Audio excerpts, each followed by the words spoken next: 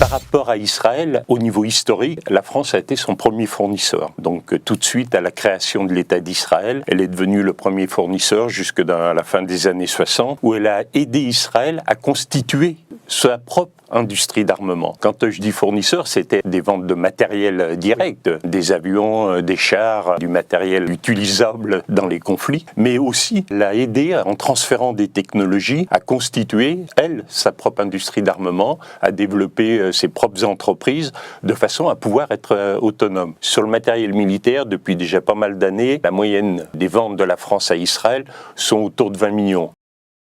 Le 17 octobre, l'insoumission.fr titrait à sa une « 111 millions d'euros d'armes françaises livrées à Israël, les bombes Made in France participent-elles du nettoyage ethnique à Gaza ?»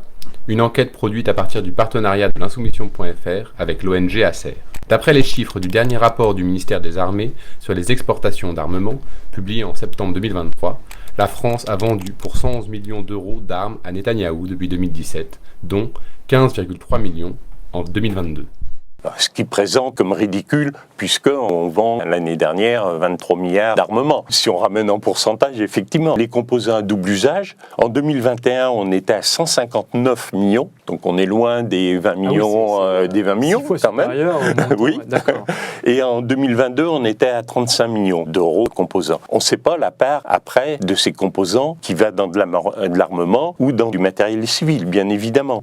Et d'un point de vue théorique, déjà, il faut pouvoir prouver que le matériel qui a été utilisé a été fourni par la France, ce qui n'est pas évident, parce que la France, surtout avec les composants, c'est du matériel assemblé dans des armes, et la France se défausse en disant « mais bon, nous on vend des composants, c'est le pays, Israël en l'occurrence, qui les assemble, donc c'est lui qui sait dans quelle arme il les met, et dans quelle arme elles vont être utilisées. » Le Cornu, c'est ce qu'il a dit dans ses réponses, en disant « ah mais nous, les composants, c'est du matériel qu'Israël assemble pour exporter. » On est obligé de le croire sans parole ?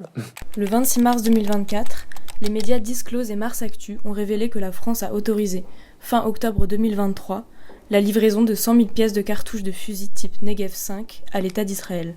L'ONG Euromed a prouvé que ces mêmes balles avaient été utilisées lors du massacre de la Farine à Gaza. Suite à ce massacre, Macron a réclamé justice et vérité en condamnant fermement ces tirs. Une hypocrisie totale au regard des révélations de Disclose. Les livraisons de pièces de cartouches à l'État d'Israël rendent la France complice du génocide à Gaza.